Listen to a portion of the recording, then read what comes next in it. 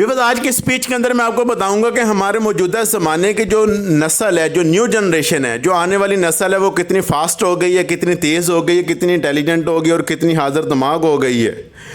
तो एक छोटा सा मैं वाक़या बयान करूँगा जिससे मेरी बात वाज़ेह हो जाएगी। एक लड़का अपनी माँ के साथ ज़िंदगी गुजार रहा होता है तो उसकी उम्र शादी की हो जाती है। उसकी माँ उसकी शादी कर देती है।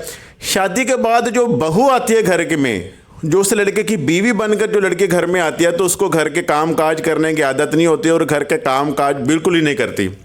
अब लड़का अपनी माँ से बैठा मशवरा कर रहा होता है कि हम किस तरह मैं अपनी बीवी को काम पर लगाऊं, किस तरह उसको घर के काम काज करने की आदत डालूं।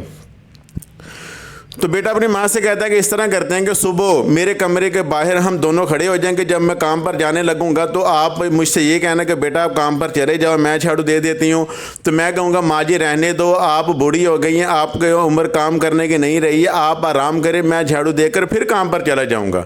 तो लड़का कहता है कि जब हम आपस में ये बातें करेंगे तो मेरी बीवी सुनेगी, वो खुद ब खुद शर्मसार होकर बाहर आएगी और झाड़ू देना शुरू कर देगी, घर के काम काज करना शुरू कर देगी। तो उसकी माँ कहती कि बेटा चलो ठीक है।